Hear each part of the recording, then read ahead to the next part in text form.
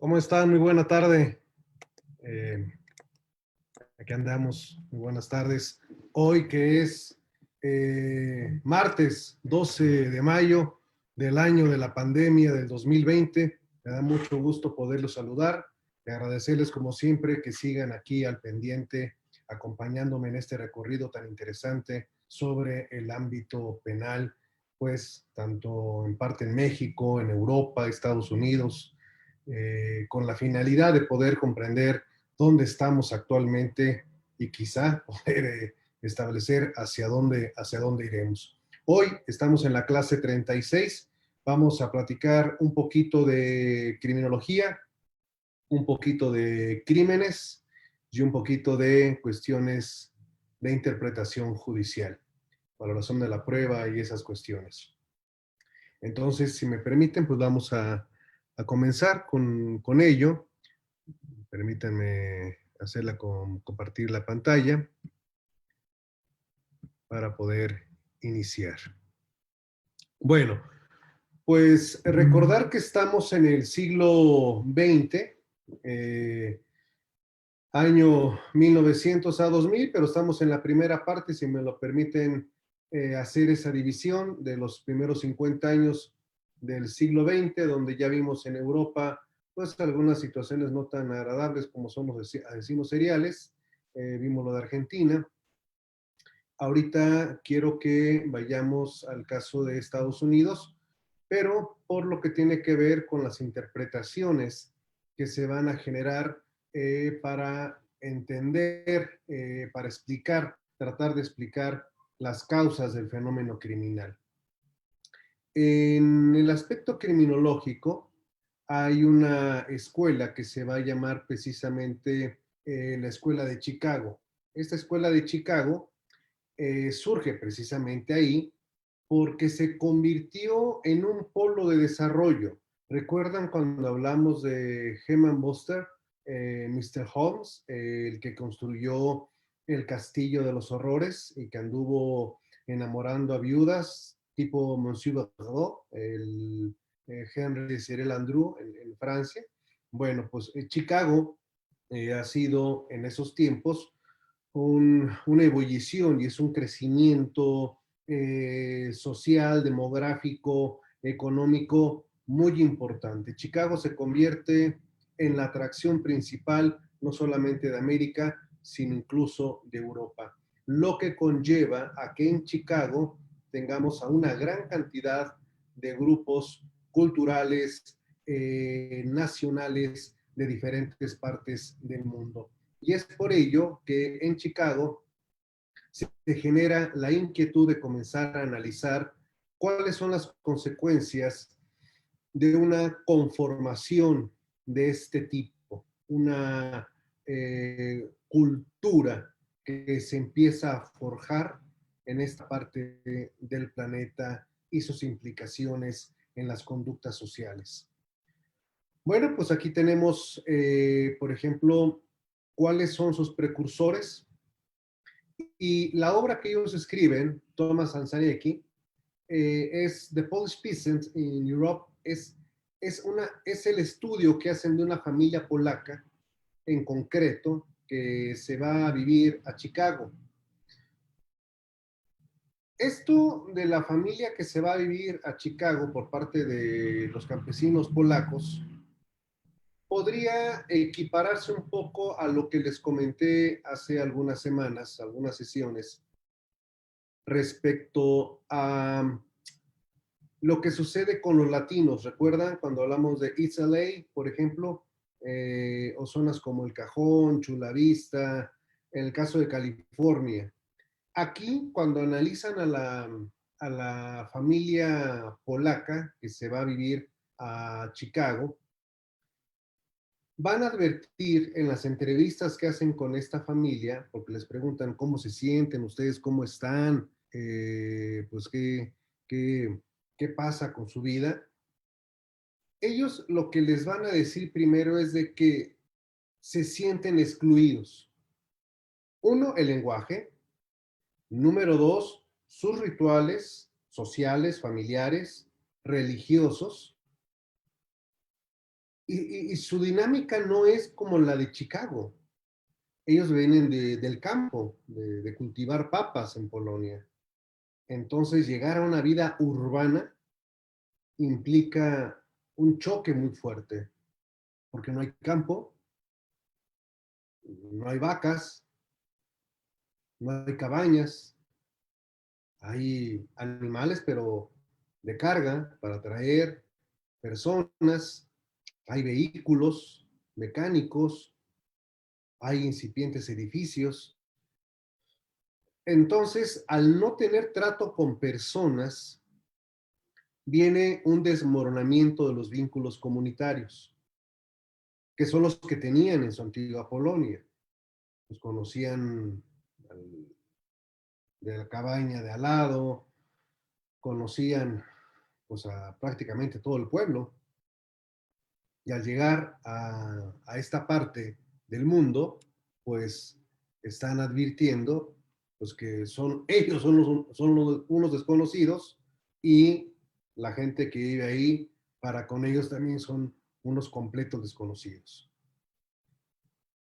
Cuando ellos vivían en Polonia, el hecho de que todos se conozcan, pues tiene que ver con una especie de vigilancia, mm, para bien o para mal, pero es una vigilancia, me explico.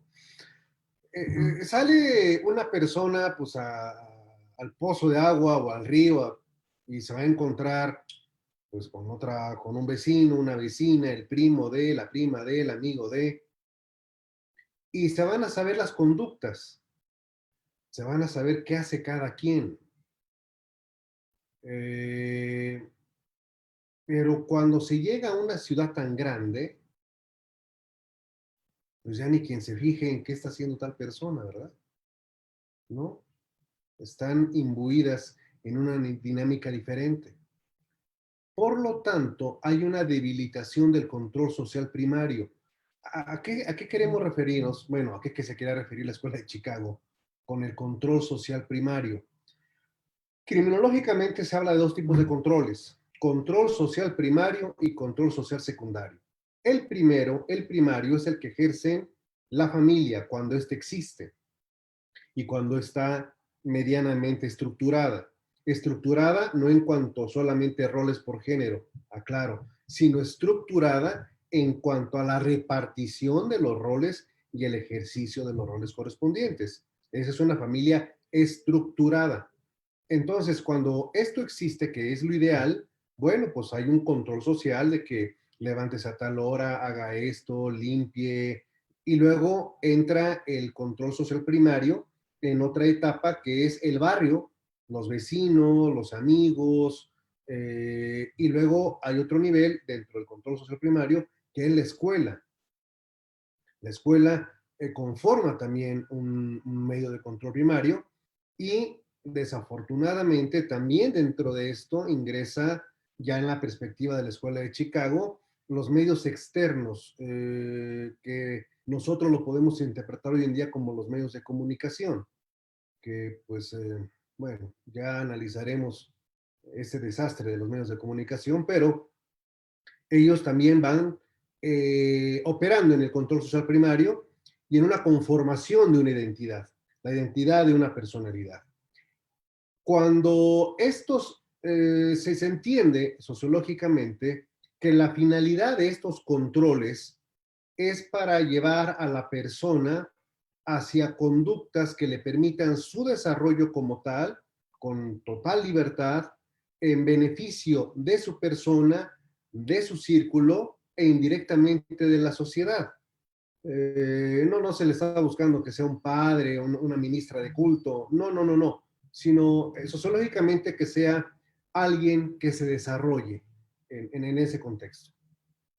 Cuando se estima que los mecanismos de control social primario no logran ese objetivo, que hay que distinguir, por eso lo señalo, hay que distinguir que no siempre va a haber una familia estructurada o que la familia es estructurada en otro tipo de valores y lo están induciendo a otro tipo de conductas, o que los medios de comunicación le están influyendo de una manera negativa respecto al rol social que tiene, por eso recordemos a Durkheim, el caso del suicidio, por ejemplo, pero entendiendo que todos están en la misma línea y cuando estos fracasan porque no han logrado introyectar en la persona esa aspiración de cosas productivas, entre comillas, entra el control social secundario. El control social secundario es el que está integrado por jueces, leyes penales, policías, cárceles. Ese es el control social secundario. Es cuando viene el choque y cuando dicen, bueno, no te disciplinaste, aquí te vamos a disciplinar. La disciplina es un tema que, bueno, que el propio Foucault lo analice en Vigilar y Castigar, una obra que he recomendado mucho y que voy a seguir recomendando durante todas las sesiones y que en algún momento dado, si hay oportunidad, la abordamos por completo. Pero quiero plantearles que esto que lo que analiza la Escuela de Chicago es precisamente cómo se va desmoronando un grupo social que es como una gotita de agua en un océano, se pierde, no se mimetiza, sería mejor poner una gotita de aceite en un océano, no se mimetiza, por ahí va a andar volando de aquí para allá, pero no logra compenetrarse. No van a entender los valores de esa sociedad porque vienen de una diferente. El valor de la sociedad campesina, quienes conocen la tierra, quienes conocen, en el caso nuestro, conocen nuestro país, a nuestro auténtico país, porque hay que decirlo, son muchos Méxicos. No, nadie puede andar diciendo que todo el país es igual, no, en el absoluto. No podemos comparar, por ejemplo, Yanga, Veracruz, con su historia afro, con su historia de independencia, y compararla, por ejemplo, con Ahome, ¿no? Cosas completamente distintas. Y así, pero bueno, eh, el no comprender los valores que se persiguen en Chicago les hacen que no se integren, que no se comprendan esos nuevos valores porque vienen de familias ya muy hechas a unas ideologías determinadas. Y entonces esto va a implicar lo que hablaba Durkheim sobre la anomia, una desorganización social porque no se cumplen unas normas que no se entienden. Y aquí también quiero ser enfático y claro, cuando se habla de normas en el ámbito criminológico, no solamente estamos hablando de normas en el sentido normativo, jurídico, sino normas de comportamiento, normas sociales, el saludo, que ya se acabó, ¿no? Afortunadamente, ya se tiene que acabar el saludo de mano, nada de saludar de mano, no.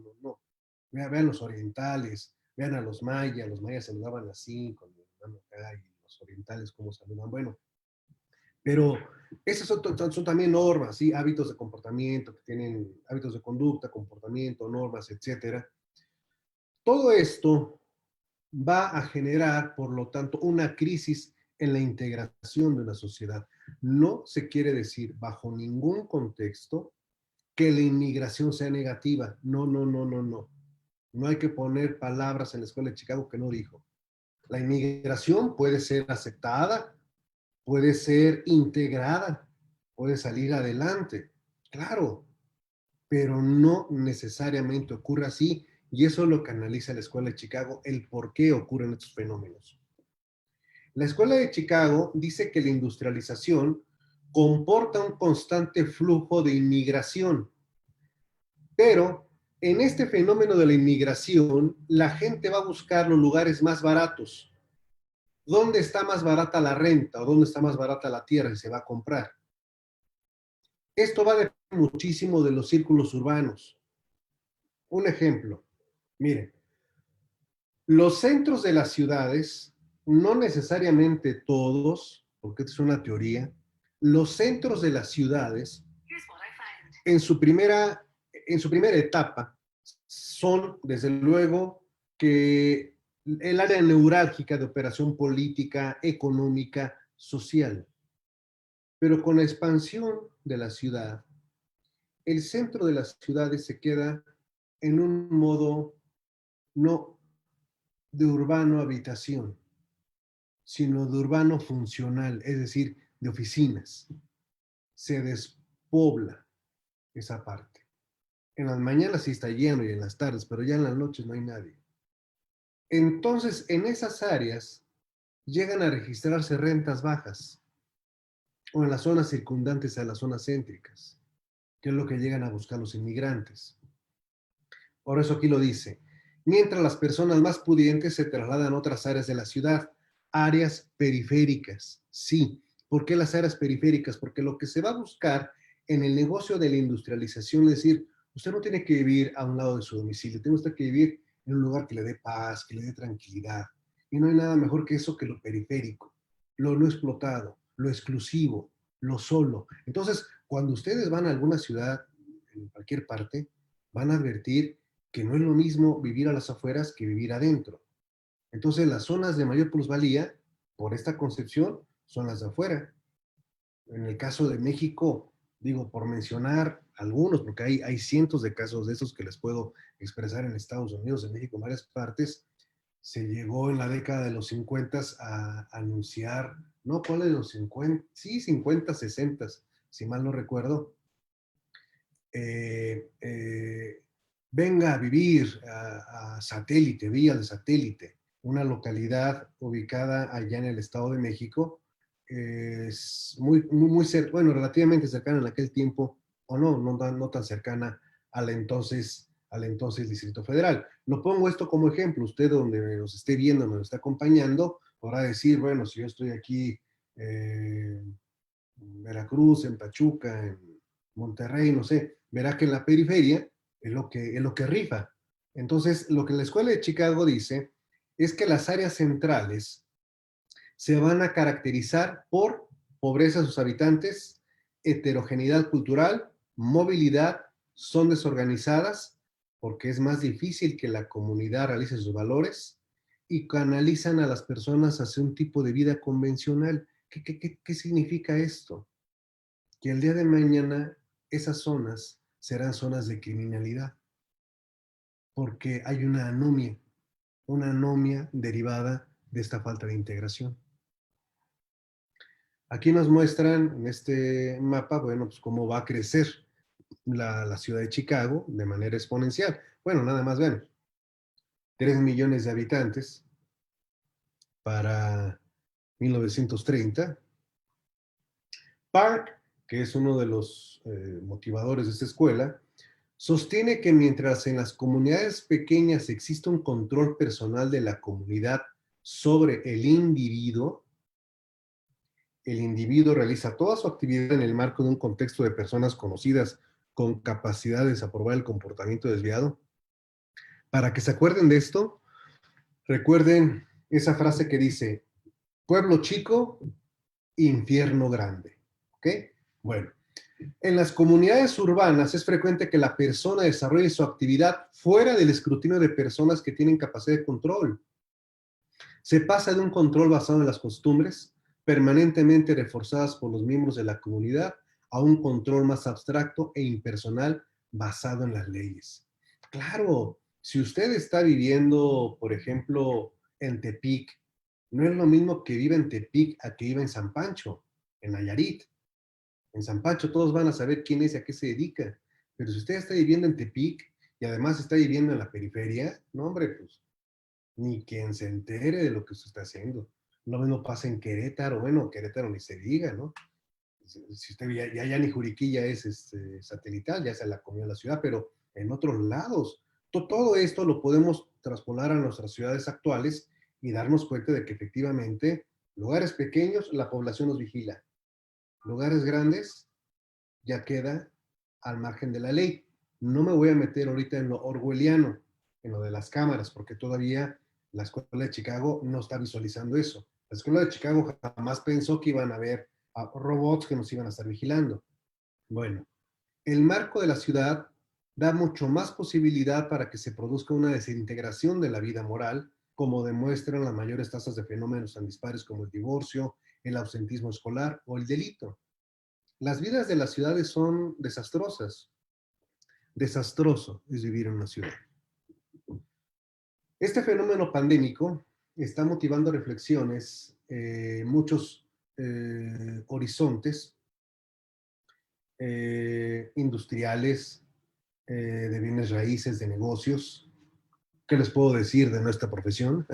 Pero ahora lo que se debe de evaluar, ojo con esto, lo que se debe de evaluar es la vida telemática a distancia.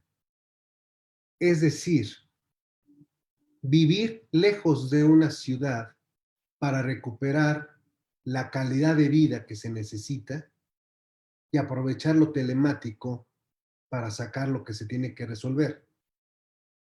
Hoy en día, y ustedes lo van a ver en las siguientes horas o en los siguientes días, ustedes, en los que estamos en México, los que estamos en México, en esta semana ustedes se van a dar cuenta que las afortunadas regiones que no tuvieron problema con la pandemia son las que no están en las ciudades, en el caso de México. Van a ver, entonces eso va a motivar muchísimas cosas. Es decir, entonces hagamos desarrollos, que la casita de campo, que mejor hagamos aquí una unidad residencial en tal lugar, etc. Pero pues también va a tener complicaciones para la gente que iba allá y a los que les van a llegar ahí de sopetón, ¿no? Tipo paracaidistas. Pero bueno, Show, que es un oficial de vigilancia, que forma parte de la Escuela de Chicago, eh, cuando él se puso a estudiar estas zonas, de las áreas de criminalidad, tuvo como factores de identificación las siguientes: deterioro físico. Ojo, esta no es la teoría de las broken windows, de las ventanas rotas. Esa viene después. Es una teoría muy conocida, muy inventada, pero pocas veces estudiada. Aquí estamos en el tema de Escuela de Chicago. Deterioro físico. No se pintan las casas, están escarapeladas, hay daños, hay pintas, aglomeración humana, alta movilidad de la población, porque son flujos migratorios y están próximas a las áreas de la industria y el comercio. Identifique usted en la zona desde donde está qué áreas cumplen con los requisitos que está estableciendo Shaw. Los delincuentes, dice, no difieren en términos significativos del resto de la población en cuanto a inteligencia, condiciones físicas y trazos de la personalidad. No es cierto, por lo tanto, lo que decía Lombroso. Ya Lombroso flip, eso ya no pifa, ya no rola, eso ya se acabó. O sea, los delincuentes son exactamente igual que las demás personas. En las áreas criminales, las tradiciones convencionales e instituciones, la opinión pública y demás mecanismos que permiten el control sobre el comportamiento del niño se hallan muy desintegradas. Padres y vecinos suelen incluso aprobar la conducta delictiva, de modo que el niño crece en un mundo social en el que el crimen es una forma de conducta aceptada y apropiada. Yo no voy a mencionar varios para no hacer estigmatizaciones, pero en algunos estados de la República hay ciertas zonas donde ya llegó el niño con su primera navaja. Ay, mira, ya trae su puñalito, qué bueno el niño. Mira, ya trajo su primer robo. Mira, ya trajo su primer churro. Mira, ya trajo su primer espejo. Sí, y si trae un arma de fuego, no, hombre, pues ya es campeón. Ahí está. Los barrios ofrecen numerosas oportunidades e incentivos para la actividad delincuencial, en contraste con las escasas perspectivas de empleo en la industria privada. Aquella se inicia en el niño la actividad delictiva como un juego callejero más. El comportamiento delictivo se aprende y se transmite, como las propias técnicas criminales a modo de tradición. Los menos jóvenes enseñan a los más jóvenes y cada barrio hace gala de su peculiar idiosincrasia criminal que conserva durante largos periodos de tiempo. Y aquí es importante anotar lo siguiente. Esto que nos está enseñando la Escuela de Chicago desde la década de los 20 del siglo pasado es algo que lo vamos a poder ver reflejado en una tragedia de la que no somos ajenos, absolutamente, pero me estoy refiriendo a la Comuna 13 en Medellín. La Comuna 13, de donde se genera un libro extraordinario que es de lectura obligada para quienes digan que les gustan las ciencias penales. Hay un montón de libros que se tienen que leer, muchos, muchos, muchos. Les voy a pasar una lista de todos los que son recomendables de leer. Pero este se llama No nacimos pa' semilla, de Alonso Salazar. No, si no, no entendemos cómo se genera la violencia en las pandillas, en el barrio, en los jóvenes, pues no se va a entender mucho de lo que dice un legislador sentadito en su curul que nada más levante y dice, apruebo tal sanción. Pero regreso. Perdón, esto de los barrios es porque, aunque todavía no llegamos al tema, nada más me adelanto, es porque la ausencia de propiedad por parte de los jóvenes les hace tomar el espacio urbano como suyo, es decir, la calle, la banqueta, la esquina, el farol, el poste. Eso se convierte en suyo. Su barrio, mi barrio me respalda. Luego entonces las calles se convierten en territorios, igual que sucedía en la Edad Media, con los bárbaros, con los godos, visigodos, exactamente lo mismo. Es lo mismo. Entonces las batallas se dan calle por calle por calle. No estoy hablando de tráfico de drogas, ¿eh? No estoy hablando nada de eso. Estoy hablando de dominio, liderazgo, territorialidad. Aquí en mi barrio no entras. ¿Por qué? ¿Por qué no? Porque es nuestro. Sí. Entonces, bueno, las genuinas carreras criminales se consolidan paulatinamente cuando el individuo se identifica con su mundo delictivo. Dice, yo soy delincuente o tú eres delincuente. ¿Qué es el delito? E interioriza la filosofía de la vida de este y los valores del grupo criminal del entorno. Es decir, el criminal se pone así como tipo Kant, tipo Hegel y tipo Heidegger. Dice, ¿cuál es el Dasein? El Dasein, el estar ahí. ¿Qué es el estar ahí? El estar ahí es el delito. ¿Yo qué soy? ¿Soy un ente o soy delito? ¿O el delito soy yo o soy un delincuente? Y entonces empieza con ese juego y cuando se da cuenta que todos están en el mismo mundo, dice entonces el Dasein es ser delincuente. Entonces yo soy a ser un delincuente.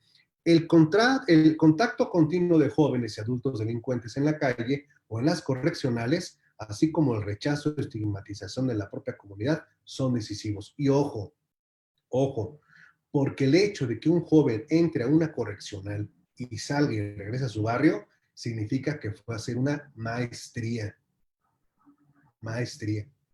Y ya es jefe, porque ya estuvo en Cana, ya estuvo en el tabique, ya estuvo en el agujero. ¿Qué otras frases son de Cana? Y, bueno, luego les cuento más de lo que es el argot y la jerga carcelaria. Entonces, lo del calor, el calor, en serio. Entonces, todo esto nos lo está enseñando la escuela en Chicago, ¿no? Las tasas de delincuencia más elevadas son de las zonas de transición porque la alta movilidad social de las mismas genera un estado crónico de desorganización que hace imposible el aprendizaje de valores y la disciplina. Hay una anomia total. No es de la escuela de Chicago, aclaro, no es de la escuela de Chicago, pero irrumpe en estos tiempos, ¿ok? Este genio que es Edwin Sutherland. Su primer libro se llamó Principios de Criminología. Él es el creador de la tesis o la teoría conocida como asociación diferencial. La asociación diferencial, para que la recuerden ustedes, es el que con lobos anda, aullar se enseña. ¿Ok? No se nace delincuente. El crimen no se hereda, ni se imita, ni se inventa. Aquí está contradiciendo a Gabriel Tardé y a la propia escuela de Chicago. Ni es algo fortuito e irracional. Él dice, el crimen se aprende. Y para aprenderlo hay que tener práctica y hay que tener quien enseñe. Entonces, Sutherland resume su teoría de la siguiente manera. La conducta criminal se aprende como es el comportamiento virtuoso o como el hombre aprende cualquier otra actividad, a través de idénticos mecanismos.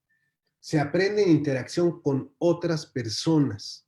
Si usted se aprende a hacer un nudo de corbata es porque está en interacción con gente que se hace nudo de corbata. Si usted aprende filosofía es porque está en una interacción con gente que sabe que estudia filosofía. Todo es un proceso de comunicación. heideggerianamente es porque el ser está en el lenguaje, ¿no? Entonces, todo es comunicación. Según Sutherland, por tanto, se requiere un aprendizaje activo por parte del individuo. No basta con vivir en un medio criminógeno, es decir, no necesito vivir en un barrio muy peligroso, como pudiera ser, no voy a mencionar los nombres por razones naturales, pero en el barrio más peligroso de Reynosa, Tamaulipas, el hecho de que viva en esa zona no significa que la persona que viva ahí se va a convertir en un criminal, ¿no? Como erróneamente se hace las estigmatizaciones de personas que, eres de tal parte, entonces eres un criminal. No, no, no, no, no. Eh, el hecho de no ser bueno para las matemáticas o bueno para las escuelas tampoco significa que una persona va a ser criminal. Que venga de un hogar desestructurado, tampoco. Es que mi mamá abandonó a mi papá y... No, no, no, no, no, no, no, no. Para convertirse en delincuente, dice Sutherland, es necesario un proceso de aprendizaje de las pautas y modelos criminales, proceso en el que participan activamente los demás. La parte decisiva de dicho aprendizaje tiene lugar en el seno de las relaciones más íntimas del individuo con sus familiares y allegados. La influencia criminógena depende del grado de intimidad del contacto interpersonal. ¿Recuerdan esa frase y quién la dijo? El delincuente no es culpable, somos nosotros. Ah.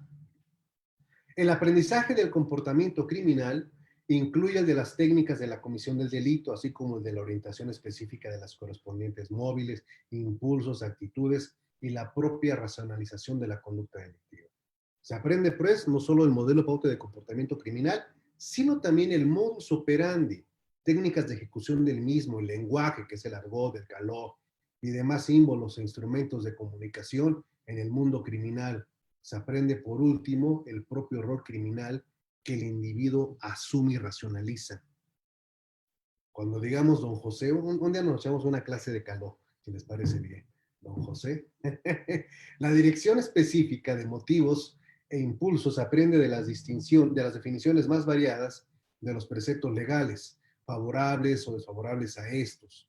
La reacción o respuesta a los mandatos legales no es uniforme a lo largo del cuerpo social, por lo que el individuo se halla en permanente contacto con otras personas que tienen diversos puntos de vista en cuanto a la conveniencia o inconveniencia de acatar aquellos. Es lo que le denominamos la arrogante autonomía de interpretación de las normas. Lo que esa ley dice es para otros, no es para mí. ¿Correcto? Si ahí dice no pasar de 60 kilómetros, eso es para los tontos. Yo le meto 80, 90, 100, porque puede y quiere y que.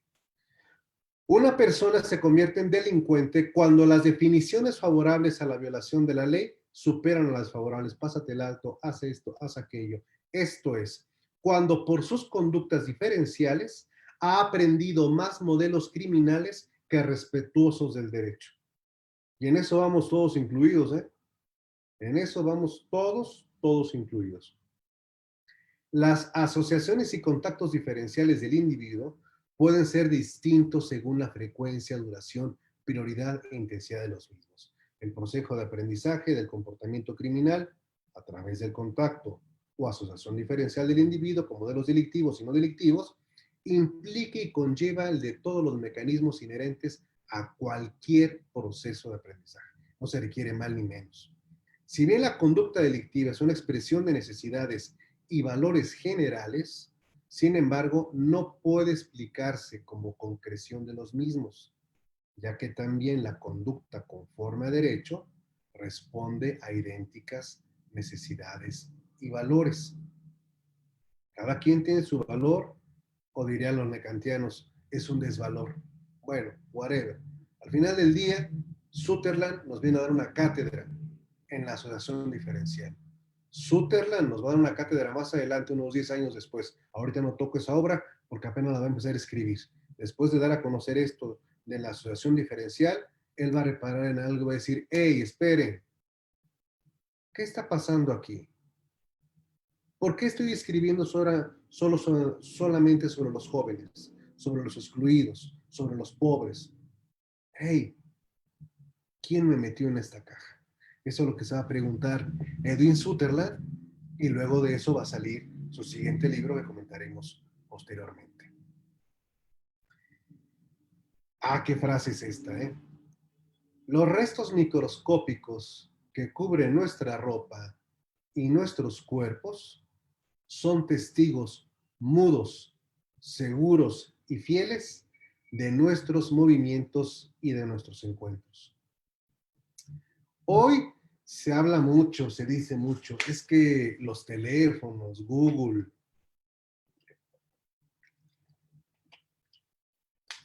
sabe dónde estás, sabe todo tu recorrido y en la tecnología. Bueno, sí, sí, sí, nadie dice que no, pero imagínense en la década de los 20 del siglo XX, cómo se podía saber dónde había estado una persona.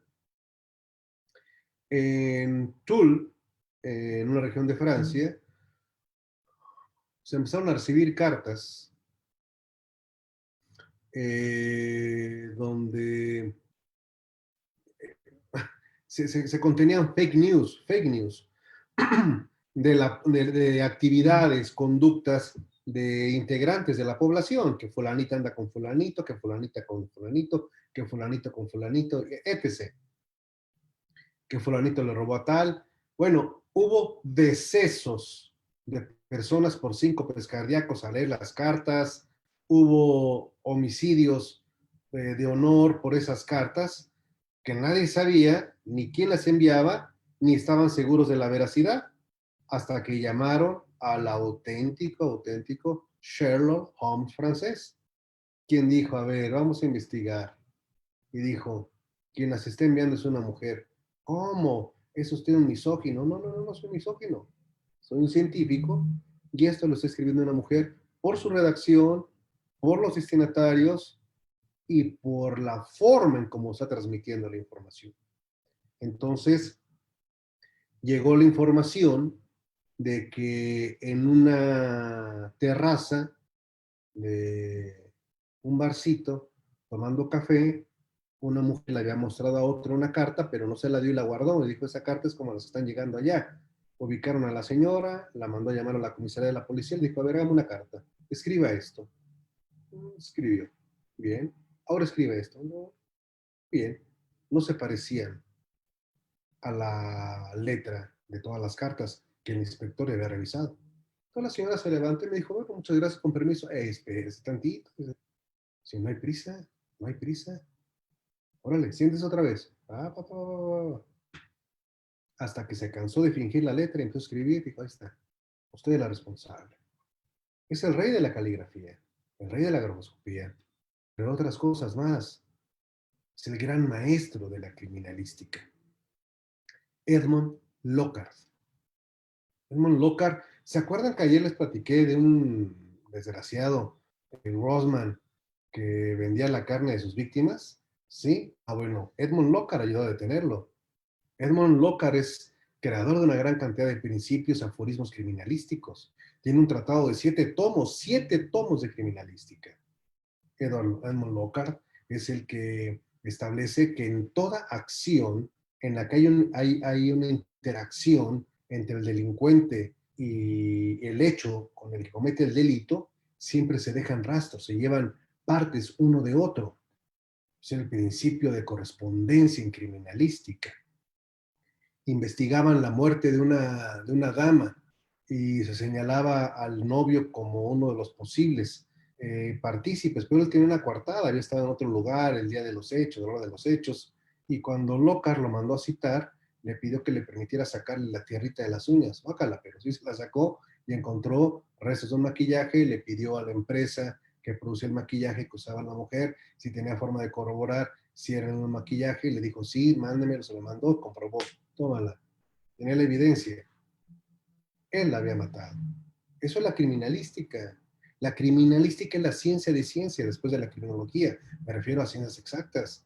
Sin la criminalística no se puede uno meter a conocer temas penales. No, no, no, no. Porque entonces se queda uno en la teoría, se queda uno por allá arriba, viendo, mira la norma, mira el código penal.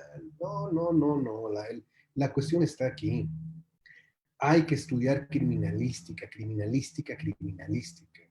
Hay que estudiar, por ejemplo, que en el siglo XX es el boom de la criminalística. De hecho, el fundador de todo ello es un señor que se llamó Hans Gross. Hans Gross, que escribió el manual del juez.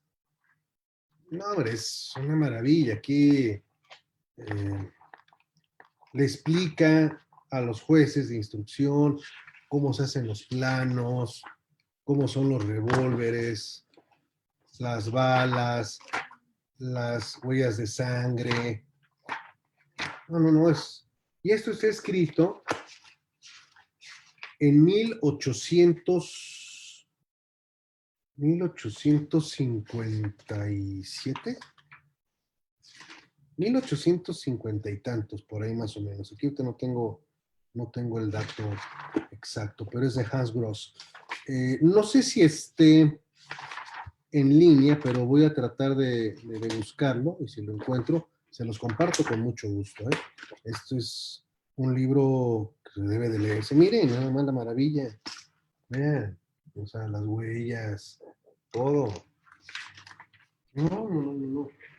Entonces, les digo, sin criminalística no hay nada, ¿eh? Déjense eso de que el testigo y que diga el testigo, no, no, no, vámonos a la comprobación. Ya hablaremos mucho de ello, de las pruebas, de las pruebas forenses en su momento, pero no quise dejar pasar este pequeño homenaje, mención a este genio que le debemos muchísimas cosas. El Sherlock Holmes de Francia. Caray, cómo se va el time. A ver. Vamos a México, donde ¿qué sería capaz de hacer usted por eso que le llaman amor? Digo porque bien, bien lo decía Epicurio, ¿no? El amor es una sensación que entorpece a los seres humanos, que solo le causa aflicciones y solo le causa pesares. Por eso hay que ser epicúreos, ¿no? Pero bueno, un día hablaremos de Epicurio. Pero, ¿usted sería capaz de matar por eso que le llaman amor? ¿Sí o no? Porque Tadeo Fulgencio Munguía, en Guanajuato, cuando supo que a su mujer la habían matado en un asalto, se dedicó a matar a mansalva, uno de los grandes asesinos seriales en nuestro país. Don Tadeo,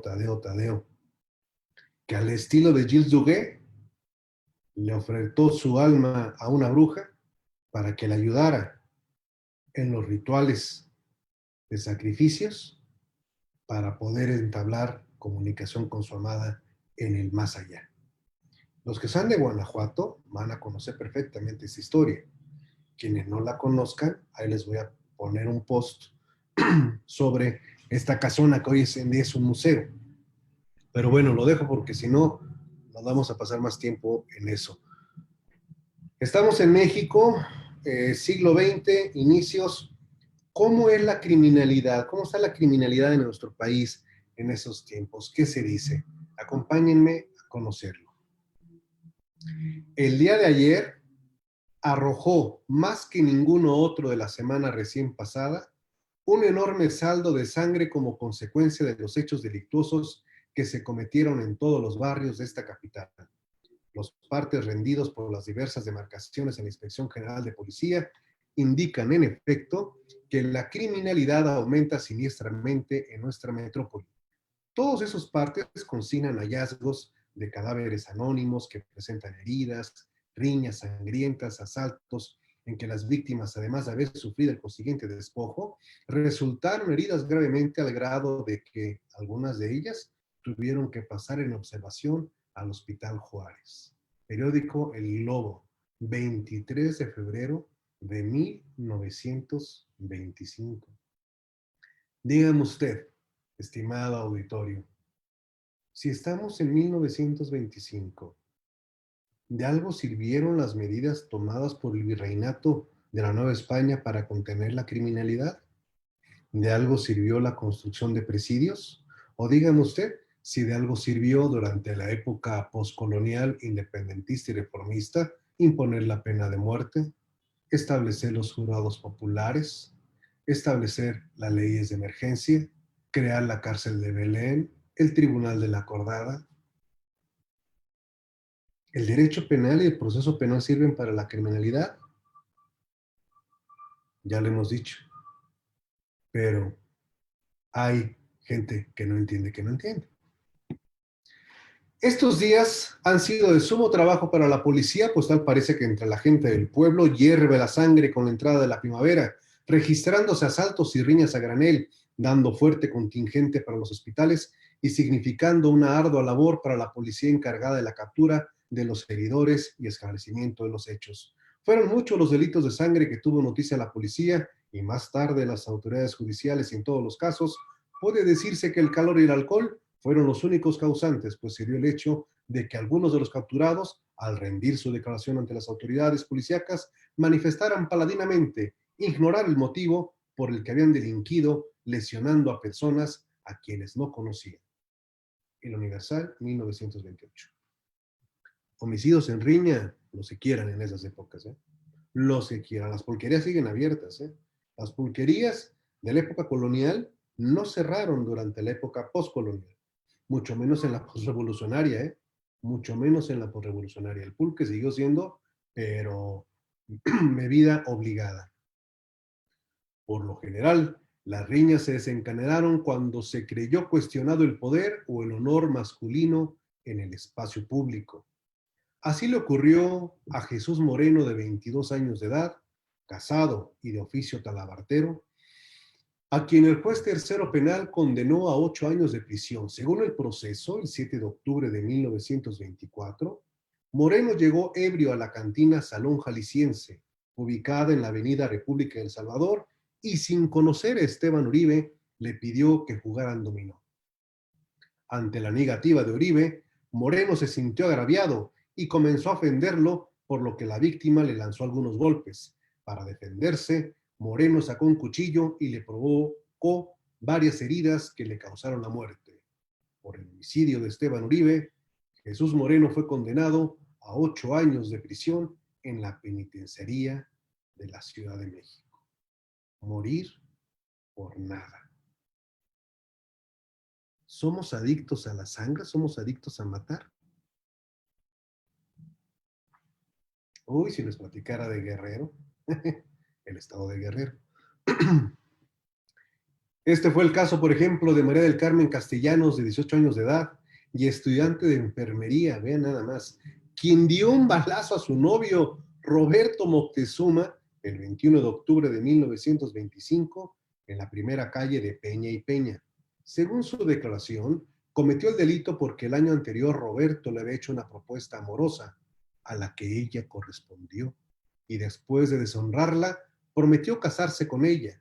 Sin embargo, tiempo después de sostener relaciones, Carmen quedó embarazada y Roberto, en vez de cumplir su promesa, comenzó a darle mala vida y amenazó con desconocer a su hijo. El día de los hechos, ella estaba muy dolida porque Roberto la despojó del poco dinero que le daba. Tomó la pistola de casa de su tío Lobardo García, se dirigió al billar que Roberto frecuentaba y le disparó.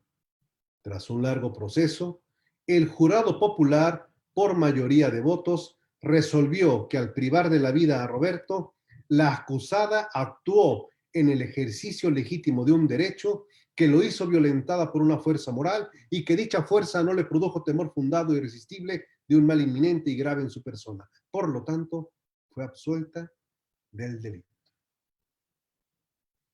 Y hoy nos vienen a hablar que perspectiva de género, que hay que ver, que si esto, que si el otro. No estoy en contra de muchas cuestiones, sino que me sorprende que las quieran vender como cosas nuevas. Ay, es que hay que ver si la mujer estaba violentada o no, porque el sistema heteropatriarcal que aplasta. Y sí, amo a Camán. Ahí tenemos toda una corriente judicial de resoluciones, doctrina, que ha venido apoyando estas cuestiones. Que no se investiguen y que no se hagan valer, eso es otra cosa. Eso es muy diferente. Mucho, mucho, mucho, muy diferente. No, hombre, y dejen que empecemos a ver las tesis, que no me va a dar tiempo por andar nada más en el wiri wiri, de empezarlas a ver hoy, pero la vamos a ver mañana. Van a ver qué de echado de tesis, qué de doctrinas, qué de cosas, y estamos en el siglo XX, señoras y señores. La misma determinación tomó Esperanza Subinet Honora el 19 de mayo de 1934, quien antes de firmar el divorcio asesinó a su marido Manuel Rangel La Rioja frente al juzgado cuarto del registro civil.